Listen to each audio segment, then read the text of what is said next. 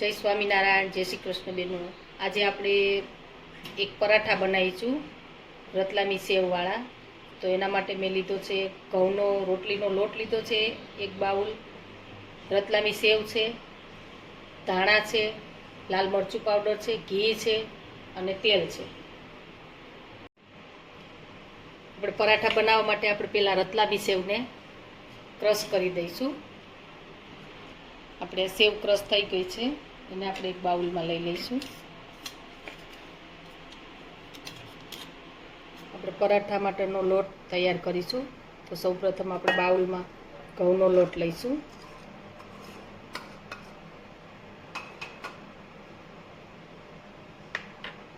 એની અંદર આપણે ઘીનું મોણ નાખીશું, થોડું 2 ચમચી ઘીનું મોણ, અને આપણે એને લોટ બાંધી લઈશું।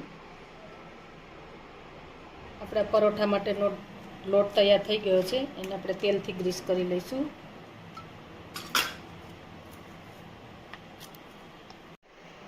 હવે આપણા પરાઠા માટેનો ડો તૈયાર થઈ ગયો છે, એમાં આપણે પરોઠા વણીશું। એક લુવો લઈ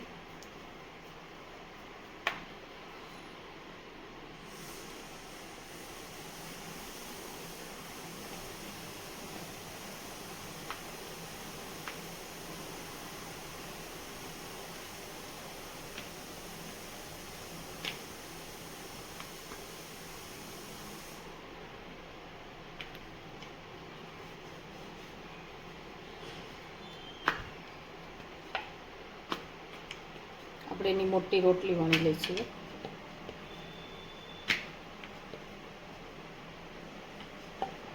હવે આપણે એના ઉપર ઘી લગાવીશું। આ પરોઠામાં આપણે અંદર ને શેકવામાં આપણે ઘીનો જ યુઝ કરવાનો છે, હેલ્ધી પરાઠા છે।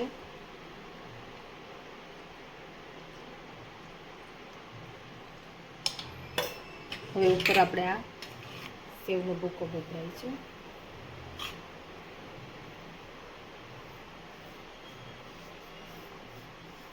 સેવની અંદર ખટાશ ને બધું ટેસ્ટ હોય જ છે, એટલે આમાં બીજી કોઈ જરૂર મસાલાની નહીં પડે। મરચું પાવડર લગાવીશું આપણે, અને ધાણા।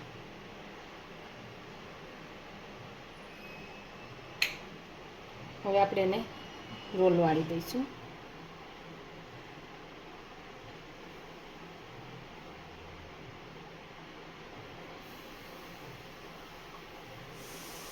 આ રીતે લુવો કરી દઈશું હવે,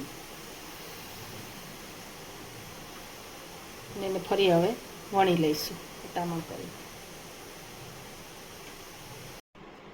આપણું પરોઠું વણાઈને તૈયાર છે। એને થોડું થીક જ રાખવાનું છે, આપણે એકદમ પતલું નથી કરવાનું। હવે આપણે તવી ઉપર શેકીશું, એને તવી ગરમ થઈ ગઈ છે। હવે આ પરાઠું આપણે એક બાજુ થઈ ગયું છે, એના ઉપર આપણે ઘી લગાવીશું। ઘીથી ટેસ્ટ બહુ જ સરસ આવશે। તો એને પલટાવી દઈશું, અને બીજી બાજુ પણ આપણે ઘી લગાવી દઈશું।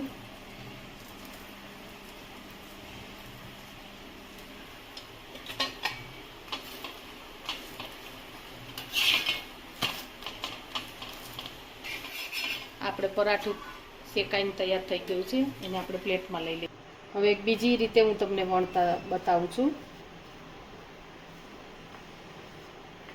આપણે વણાઈ ગયું છે આટલું। હવે એની ઉપર ઘી લગાવી દઈશું,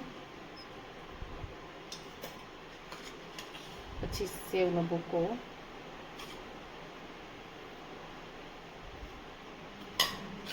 ઉપર લાલ મરચું ભભરાવીશું, અને ધાણા। હવે એને તમે આ રીતે વાળીને પણ વણી શકો છો। બંનેમાંથી કોઈ પણ રીત તમને ફાવે એ રીતે તમે કરી શકો।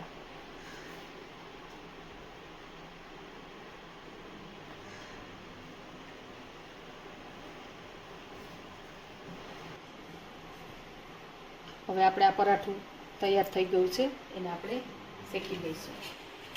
આપણા પરાઠું બીજું પણ શેકાઈને તૈયાર થઈ ગયું છે, એને આપણે પ્લેટમાં લઈ લઈશું। હવે પરાઠા આપણા તૈયાર થઈ ગયા છે, એને આપણે સર્વ કરીશું। એની સાથે મેં દહીં લીધું છે. તમે ચા પણ લઈ શકો. થોડો મરી પાવડર લઈશું અને સ્વાદ પ્રમાણે મીઠું લઈશું.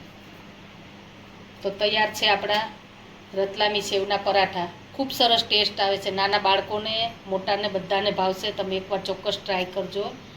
અને અમારો વિડીયો ગમ્યો હોય તો લાઈક, શેર અને સબસ્ક્રાઈબ કરજો.